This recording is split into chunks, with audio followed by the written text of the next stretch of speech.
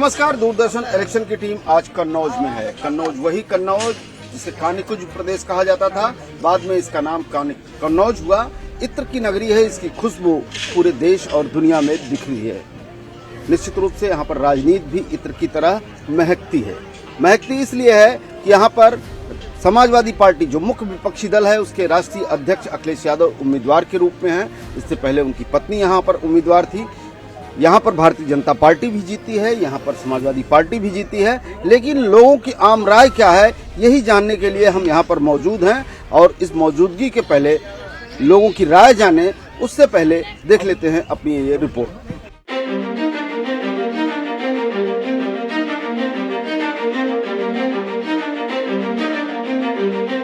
अपने इत्र की खुशबू से दुनिया को दीवाना बनाने वाले कन्नौज के सियासत से समाजवादी पार्टी की विरासत जुड़ी है।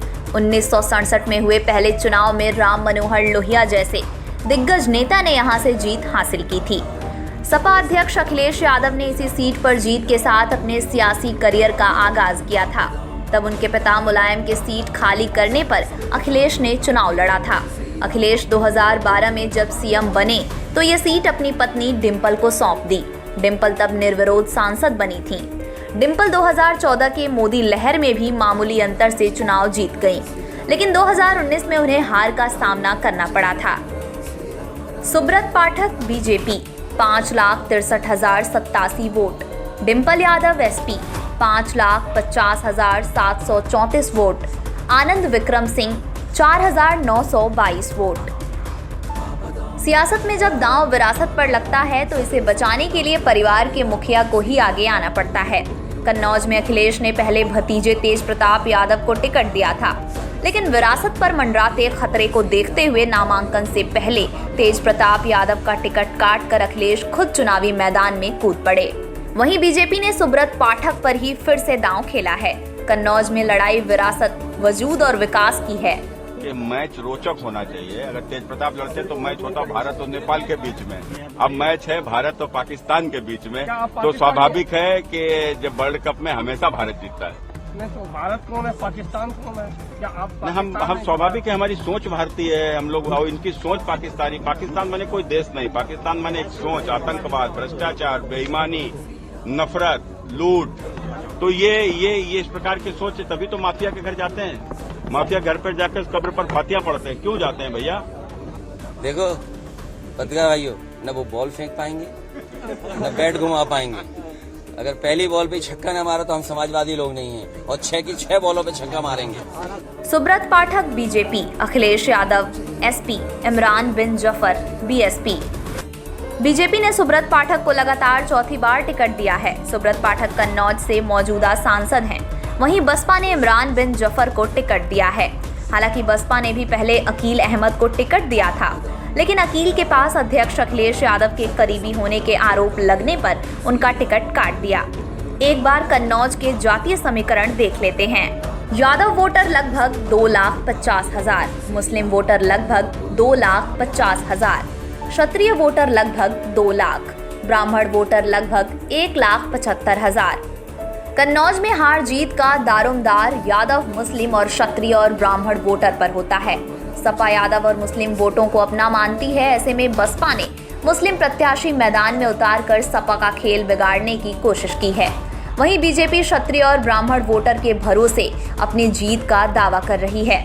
2009 के लोकसभा चुनाव में बीजेपी ने जब पहली बार सुब्रत पाठक को कन्नौज से प्रत्याशी बनाया तो भी सामने अखिलेश यादव ही थे। हालांकि तब सुब्रत को हार मिली थी। इस बार फिर सामने अखिलेश ही हैं, लेकिन परिस्थितियां तब से अलग हैं। कन्नौज की सियासत में इस बार मुद्दा धर्म भी है। अखिलेश ने कन्नौज में गौरी शंकर मंदिर में पूजा की तो बीजेपी ने इसके विरोध में मंदिर परिसर को ही धो डाला। बीजेपी का आरोप था कि अखिलेश के समर्थक जूता चप्पल पहनकर मंदिर में चले गए थे। फिलहाल ये मामला भी कन्नौज में चर्चा का विषय बना हुआ है। अखिलेश यादव की उम्मीदवारी के बाद कहीं न कहीं कन्नौज का चुनाव रोचक हुआ। और इस रोचक चुनाव में जब भारतीय जनता पार्टी की जो इस वक्त के वर्तमान सांसद हैं सुब्रत पाठक, कहीं न कहीं दोनों के बीच के जो संघर्ष है, बहुजन समाज पार्टी का भी उम्मीदवार यहाँ पर है, लेकिन अब जनता की राय क्या है, जनता चाहती क्या है कन्नौज को लेकर के, और कन्नौज के विकास को लेकर के, कन्नौज के डेवलपमेंट को लेकर के, या जो कि राष्ट्रीय मुद्दे हैं, उन सारी तमाम चीजों पर हम लोगों से बात करेंगे। सबसे पहले हम आपसे ही बात शुरू करते हैं। ये लोकसभा का चुनाव है, राष्ट्रीय मुद्दे होते हैं इसमें, लेकिन स्थानीय मुद्दे भी इसमें प्रभावशाली होते हैं, महत्वपूर्ण होते हैं। तो बीती 10 साल की भाजपा सरकार को किस रूप में देखते हैं और चाहते क्या? देखिए आशुतोष जी, आपका सबसे पहले आप दूरदर्शन की पूरी टीम का हम कन्नौज की धरती पे स्वागत करते हैं। और कन्नौज में आप किसी तरफ निकलेंगे, क्षेत्रीय मुद्दों पे अगर आप बात करेंगे, चाहे विकास हो, चाहे इंफ्रास्ट्रक्चर हो, आपको चारों तरफ समाजवादियों का ही दिखेगा कि ये काम समाजवादी का। सबसे पहले आप जिस पार्क में बात कर रहे हैं, ये लोहिया पार्क है और ये भी समाजवादियों का ही बनवाया हुआ है। यहाँ पैरामेडिकल की बात हो, मेडिकल कॉलेज की बात हो, इंजीनियरिंग कॉलेज की बात हो, यहाँ जिधर भी जो आम आदमी के सरोकार से जुड़ी हुई जरूरतें हैं, पुल हो, डबल तिरवा और इसका हाईवे हो, गंगा पुल हो, मेन रोड हो, जो कन्नौज के विकास के लिए जो जरूरी था, कन्नौज की जनता को जिससे सहूलियत मिल सके, विकास की मुख्य धारा से जुड़ सके, उसको जोड़ने के लिए समाजवादियों ने, मेरे नेताजी ने, माननीय अखिलेश यादव जी ने कन्नौज को अपने परिवार की तरह माना और कन्नौज की जनता के लिए उन्होंने भरपूर विकास का काम किया। पिछली बार डिम्पल यादव को हरा क्यों दिया? जनता आशुतोष साहब, जनता जनार्दन, जनता मालिक है और जनता को हक है कि अच्छा काम और बुरे काम पे वोट करे, लेकिन झूठ, फरेब, बेईमानी, आप बताइए इस देश की जनता से जितना झूठ भारतीय जनता पार्टी के मोदी जी ने बोला, उस देश में आज तक इतना झूठ किसी प्रधानमंत्री ने नहीं बोला। झूठे वादे, झूठा प्रचार, तो जनता को ठगा गया है। जनता भोली और मासूम है, इसलिए इस धोखे में एक चुनाव बीजेपी जीती है, अगला परिणाम आपको दिख जाएगा। और हमें यह पता है 2024 में झूठ नहीं चलेगा, इस बार सरकार बदलेगी। बिल्कुल जवाब लेते हैं, भारतीय जनता पार्टी के प्रवक्ता भी हमारे साथ हैं। सीधा कहना है समाजवादियों का कि आप 4 चुनाव भले जीते हों, लेकिन झूठ के सहारे जीते। देखिए, इस देश की महान जनता को कोई गुमराह नहीं कर सकता, ये आप भी जानते हैं और हम भी जानते हैं।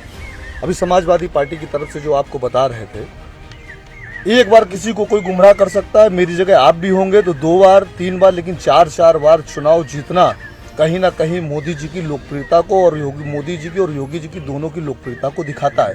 क्योंकि मोदी जी और योगी जी ने लगातार विकास का कार्य किया, हमने जनता के दिल को छुआ, हमने जमीन पर उतर कर काम किया, हमने आयुष्मान योजना के तहत गरीब को जीने का अधिकार दिया है, हमने छत गरीबों की छत टपकती थी, हमने प्रधानमंत्री आवास योजना के तहत गरीब को छत देने का काम किया है। अब आयुष्मान योजना हो, चाहे प्रधानमंत्री जनधन खाते की बात, जब जनधन खाते की बात होती थी तो अभी आपने थोड़े दिन पहले देखा था कि मोदी की गारंटी की गाड़ी घूम रही थी। मोदी की गारंटी थी, मोदी की वही गारंटी थी। क्या जब पहले हम लोग खाता खुलाने जाते थे तो क्या स्थितियां होती थी कि हमारे पड़ोसी हमारा अकाउंट खुलाने के लिए अपनी सिक्योरिटी नहीं लगाता था और कहता था कहीं ऐसा तो नहीं बैंक में हमारे कहीं कोई कार्रवाई हो जाए। लेकिन मोदी ने 50 करोड़ जनता के जनधन खाते अपनी गारंटी पर खुलाए। अब किसी व्यक्ति को कहीं भी किसी की गारंटी देने की जरूरत नहीं, मोदी ने सबकी गारंटी स्वयं दी।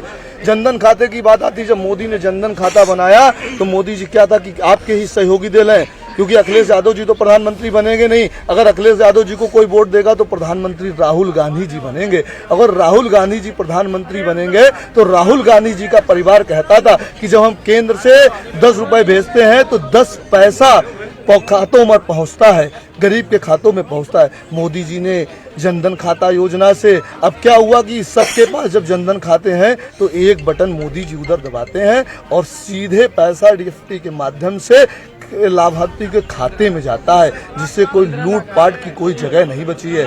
समाजवादी सरकार 12 से 17 के बीच में थी तो क्या था, गुंडा राज था। एनसीआरबी के आंकड़े देख लिए, 1/3 देश का 1/3 क्राइम उत्तर प्रदेश में था। और उस उत्तर प्रदेश में जब 1/3 क्राइम था तो महिलाएं सुरक्षित नहीं थी। मोदी जी ने जब शौचालय योजना दी, उस शौचालय योजना के तहत मोदी ने महिलाओं को सम्मान दिया। अब कोई महिला सूरज ढकने का इंतजार नहीं करती है, जब जहां उसको जाना होता है जाती है।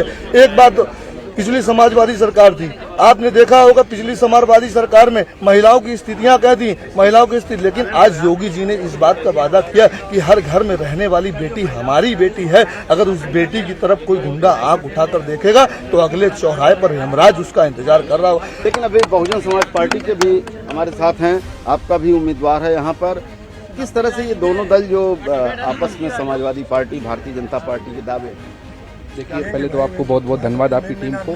सबसे पहले मैं ये जो शौचालय की बात कर रहे हैं भारतीय जनता पार्टी के लोग, आप लोग आंकड़े निकाल लीजिए। जब बहन जी की सरकार 2007 से 12 तक थी, सबसे पहले शौचालय देने का काम अगर किसी ने किया है तो परम आदरणीय बहन कुमारी मायावती अपनी 7 से 12 वाली सरकार में शौचालय देने का काम किया था। उसके बाद ये अपनी सरकार 14 में आए, उसके बाद ये शौचालय बना रहे, लेकिन ये पहली योजना आदरणीय बहन कुमारी मायावती जी की थी, आप लोग भी जानते हैं। दूसरा, मैं भारतीय जनता पार्टी से कहना चाहता हूँ कि आप लोग बात करते हैं 5 किलो राशन की। परम आदरणीय बहन कुमारी मायावती देश की उत्तर प्रदेश में पहली बार मुख्यमंत्री बनी थी, तो बहन जी ने कहा था, पूरे प्रशासन को बुलाकर कहा था कि प्रदेश में जो जमीन खाली, सरकारी जमीन खाली पड़ी हुई है, सर्व समाज के लोगों को, जो गरीब लोग हैं, सर्व समाज, दलित, पिछड़े, शोषित, वंचित समाज के लोग हैं, जो बहुजन समाज पार्टी जिन मुद्दों पर बनाई गई थी, आदरणीय बहन कुमारी मायावती भूमि लोगों को पट्टे देने का काम किया। और कुछ पट्टों से बहन जी ने ये नहीं कहा कि 5 किलो मैं राशन दूंगा, बहन जी ने कहा 5 बीघा पट्टा देके 50 कुंटल लोग आज जमींदार हैं, दलित, शोषित, वंचित, सर्व समाज के लोग, कोई एक समाज के लोग नहीं, सर्व समाज के लोगों को जमीन देने का काम किया। उसके बाद आज ये जो लोग 5 किलो राशन की चिल्ला नौकरियां खत्म कर दी, दलित, शोषित, वंचित समाज के लोग, जो बैकवर्ड समाज के लोग हैं, मैं कहना चाहता हूं 20 साल, 25 साल, 50 साल पहले चले जाइए, दलित समाज में और बैकवर्ड समाज में 80, 90, 95% लोग नौकरियों से मजबूत हुए हैं। अगर दलित समाज में कोई व्यक्ति नौकरी नहीं करता है तो वो आज मजदूरी करके काम चला रहा होगा 95%। अगर जिस समाज में नौकरी उसके रिश्तेदार परिवार में नौकरी वाला होगा वही मजबूत होगा, बाकी सब गरीब होंगे। दलित और पिछड़ों में आप चले जाइए, अपर कास्ट में भी गरीब समाज के लोग हैं, मैं उनकी भी बात करता हूँ। उसके बाद अब ये उन्होंने नौकरी खत्म कर दी, भारतीय जनता पार्टी के लोग आरक्षण खत्म कर दिया। अब समाजवादी पार्टी नहीं, अब थोड़ा ना आरक्षण खत्म हुआ है ना नौकरी। मैं बता रहा हूँ उदाहरण 1,08,000 बहन जी की सरकार में 1,08,000 सफाई कर्मचारी की भर्ती आई सरकारी, जो साइन भी अंगूठा भी लगाते हैं, बहुत से लोग साइन करते हैं। 1,08,000 नौकरी सफाई कर्मचारी की आई। और उसके बाद सुनिए, उसके बाद समाजवादी पार्टी की सरकार रही, उसके बाद दोबारा बीजेपी की सरकार बन गई। एक बार 14 में इनकी केंद्र में भी, राज्य में भी है, सपा की भी सरकार आई, भाजपा की सरकार आई। आप सफाई कर्मचारी की नौकरी, भाई साहब सफाई कर्मचारी की नौकरी बहन जी ने दी, वो गरीब समाज के व्यक्ति को, जो पढ़े लिखे भी कम होते हैं, सफाई करते हैं। बहन जी ने कहा 200 रुपए में सफाई नहीं करवाऊंगा, मैं 40,000, 50,000 में सफाई करा के वो राशन की जरूरत है, वो अपने बच्चों को डॉक्टर, इंजीनियर बना के भी काम, ये बहन जी ने किया। और समाजवादी पार्टी की मैं बता दूं, आज ये कहते हैं कि नहीं मैं इनकी पार्टी में राष्ट्रीय अध्यक्ष जी ने एक बनाया अम्बेडकर वाहिनी संगठन, लेकिन जब इनकी सरकार थी तो प्रमोशन में आरक्षण का विरोध इन्होंने किया था, और समाजवादी पार्टी के सांसद ने प्रमोशन में आरक्षण का सदन में बिल भी फाड़ा था, लेकिन कोई सुनने वाला नहीं है बैकवर्डों को भारतीय जनता पार्टी में, और दलितों खास तौर से दलित बैकवर्ड को पूछने वाला नहीं है। ये सच्चाई है। मैं आऊंगा आपके पास पर, लेकिन इसका जवाब मैं ले लेता हूँ।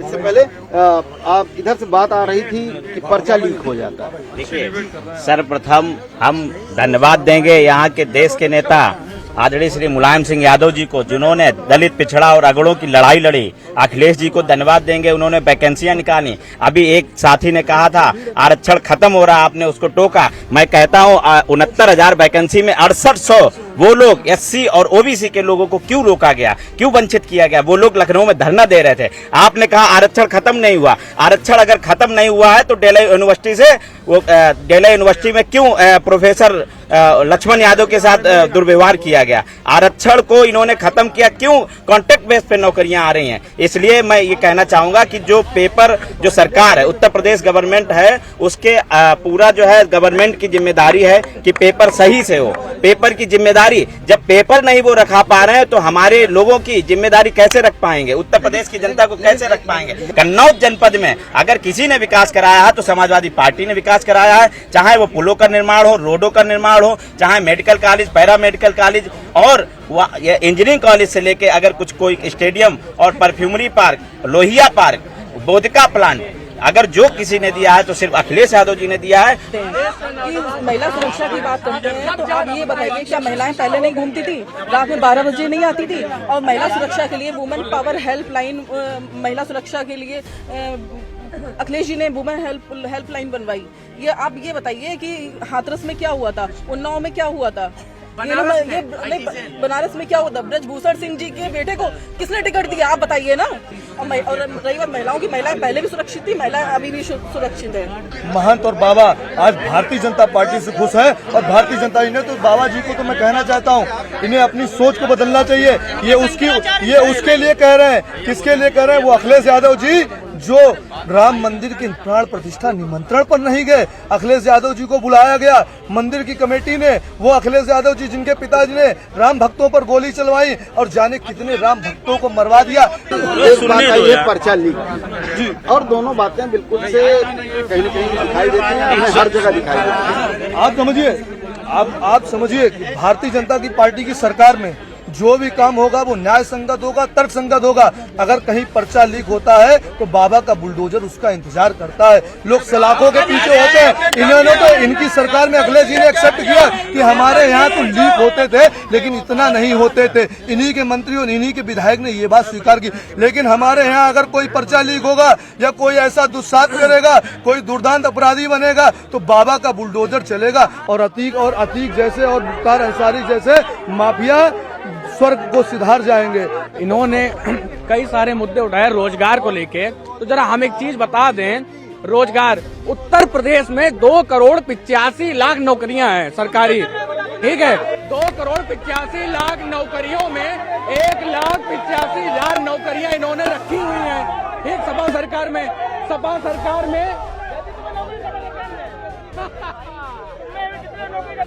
भाई साहब मैं व्यापार कर रहा हूँ, ठीक। आपकी तरह बेरोजगार नहीं बैठा हूँ, व्यापार कर रहा हूँ। बाबा जी की सरकार है। इन्होंने क्या किया? कहते हैं कि रोजगार नहीं है। 2,85,00,000 नौकरियों में 1,93,00,000 लोग पहले से बैठे हुए हैं, जिसमें से 93,00,000 लोग सपा सरकार में बैठाए गए हैं। 93,00,000 लोग सपा सरकार में बैठाए गए हैं। बताइए ये कहाँ से आए, कहाँ से नौकरियां मिलेंगी? बताइए आप, एक आंकड़ा बता रहे हो। और रोज काम नहीं किया। इनकी सरकार से पहले 2017 तक 25,700 किलोमीटर तक हाईवे था। सुनिए भाई साहब, सुनिए 25,700 था, आज 54,900 किलोमीटर तक का हाईवे फैला चुका है भारत में। मोदी सरकार, ये मोदी सरकार।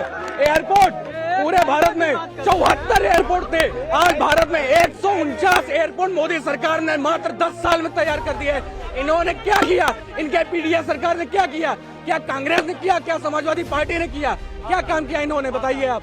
कन्नौज में समाजवादियों के पास कोई ऐसा कार्यकर्ता नहीं था जो कन्नौज में लड़ा सके, और फिर उसके बाद में इतने ये लोग गेट तोड़ा था। बाबा साहब का नाम के जो गेट बना था तिरवा मेडिकल कॉलेज, उसको अपमानित किया था। माननीय योगी जी के असीम अरूढ़ सुब्रत जी के नाम अनुसार से आज गेट बाबा साहब का पुनः रखा गया। ये लोग कितने विरोधी हैं SC के और लोधियों के, ये लोग जानते हैं अच्छी तरीके से कि ये लोग कहते हैं कि मैंने ये काम किया। सच्चाई ये है कि कन्नौज का जो मेडिकल कॉलेज है ये आदरणीय बहन कुमारी मायावती जी की सरकार में बना और इसका नाम था बाबा साहब doctor BR Ambedkar medical college. एक चीज, आज ये लोग चाहे समाजवादी पार्टी के साथ ही खड़े हैं, चाहे भारतीय जनता पार्टी को, ये लोग संविधान बचाने की बात करते हैं और बाबा साहब की बात करते हैं। लेकिन आप ये बाबा साहब की बात तो मंच पे करते हैं, लेकिन गांव में जाइए, जो दलित समाज के लोग हैं, जब इनके यहाँ शादी ब्याह कार्यक्रम हो, कोई भी कार्यक्रम हो, तो दलितों की दावत अलग लगाते हैं और बैकवर्डों की दावत, दलितों की दावत अलग लगाते हैं। आज भी बाबा साहब की बात करते हैं भारतीय जनता पार्टी के लोग, यात्रा निकालेंगे समाजवादी पार्टी के लोग, लेकिन आज भी दलितों की दावत अलग लगाते हैं। शर्म आनी चाहिए इनको, बाबा साहब की बात करने वाले लोग। और सुनिए, आज ये समाजवादी पार्टी, कांग्रेस, भाजपा के लोग बात करते हैं बाबा साहब की। जब से बहुजन समाज पार्टी बनी तो बाबा साहब की बात करी, ज्योतिबा फूले की बात करी, जितने महापुरुष थे उनकी बात करी, उनकी पूजा करी। हमारी पार्टी में हमेशा बाबा साहब, मानवर साहब, जितने भी महापुरुष हैं, स्टार्टिंग से ही चलता है। लेकिन समाजवादी पार्टी के साथी और भारतीय जनता पार्टी के साथी और कांग्रेस के साथी ये आज बाबा साहब की बात करते हैं। जब इनकी सरकार होती है, मैं बताना चाहता हूं, जब सरकार होती है तो संविधान का विरोध करते हैं, जब सरकार नहीं रहती है तो मुद्दे बड़े अच्छे उठाते हैं। ये समाजवादी पार्टी हो चाहे भारतीय जनता पार्टी हो, हम ये पूछना चाहेंगे, मेरे लिए एक समाजवादी पार्टी की सरकार जब जब देश में आई है तब तब गुंडाराज चरम पर बढ़ा है, अपराध बढ़ा है।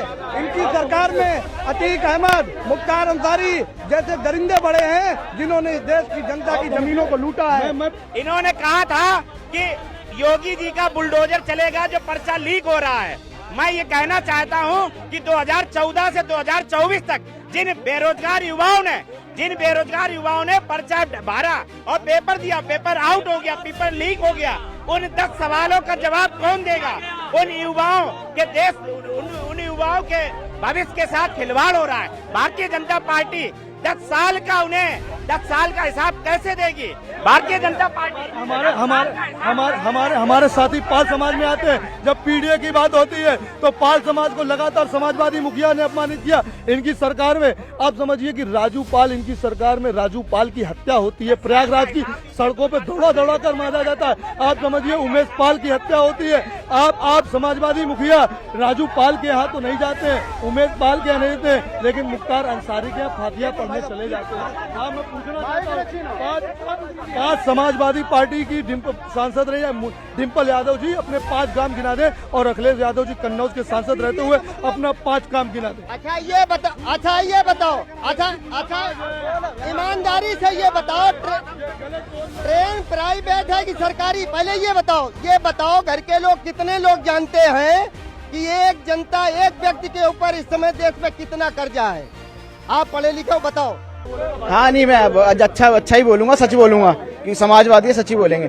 बीजेपी के जितने भी नेता हैं वो बहुत बेबाकी से झूठ बोलते हैं, बेशर्मी से झूठ बोलते हैं। ये भी झूठ बोल रहे हैं। अभी इन्होंने कहा कि मुलायम सिंह यादव ने गोलियां चलवा दी। मुलायम सिंह यादव कोई भी सीएम आदेश नहीं दे सकता गोलियां चलवाने के लिए। अगर उन्होंने गोली चलवाई थी तो बीजेपी ने पद्मश्री अवार्ड क्यों दिलवाया उन्हें? ये इनसे पूछेगा। हाँ, और दूसरी नहीं, आप ये बीजेपी वालों से ये पूछिए, ये चुनाव कन्नौज का है, हिंदू मुस्लिम मंदिर मस्जिद और क्या नाम पाकिस्तान के अलावा आप ये इनसे पूछिए ना, आप किसके नाम पे वोट मांगेंगे? मैं अखिलेश यादव जी से पूछना चाहता हूँ, क्या एक वोट बैंक के चक्कर में प्रभु राम के निमंत्रण में नहीं गए? किसके लिए नहीं गए? वो हिंदू मुस्लिम कर रहे कि हमने तो राम के मंदिर में उनको बुलवाया था। आप इनसे ये पूछिए कि रोजगार पे क्या काम करा युवाओं के। एक मिनट सुन लीजिए। रोजगार की बात की इस देश में मुद्रा लोन के माध्यम से हमारी केंद्र सरकार ने 44 करोड़ लोगों को रोजगार दिया। इस देश में गरीबों को शौचालय दिया, मकान दिया, राशन दिया, सुशासन दिया, अत्याचार का अंत हुआ। ये देश का चुनाव है और अभी आप बोल रहे थे, मैं नहीं बोला। सुन लीजिए, मंदिर में अखिलेश जी क्यों नहीं गए? आप कौन होते हैं बताने वाले हमको? मंदिर में हम जाएंगे कि नहीं जाएंगे? 4 शंकराचार्य क्यों नहीं गए? 4 शंकराचार्य क्यों नहीं गए? आप अब अपनी सफाई दे रहे हैं। जब बुलाया गया तो भगवान राम से सपा को इतनी नफरत क्यों? भगवान कृष्ण से इतनी नफरत क्यों? काशी से इतनी नफरत क्यों? एक मुस्लिम एक वर्ग का क्या वोट बैंक चाहिए, इसलिए इतनी नफरत है। और देश की जनता समझती है कि आप नफरत करते हैं, इसलिए कन्नौज की जनता ने इनको हरा कर भेजा था और फिर एक बार हरा कर भेजेगी और ये कन्नौज से हार कर जाएंगे। ये इत्र की नगरी है, इसकी खुशबू कहीं न कहीं पूरी देश और दुनिया में महकती है, लेकिन राजनीति भी यहाँ पर खूब होती है। और उम्मीदवार जब मुख्य विपक्षी दल के राष्ट्रीय अध्यक्ष अखिलेश यादव होते हैं तो निश्चित रूप से सरगर्मी भी उसी हिसाब से होती है, और ये सरगर्मी खास तौर पर यहाँ पर साफ तौर पर दिखाई देती है। विवेक के साथ आशुतोष शुक्ला, डीडी न्यूज, कन्नौज।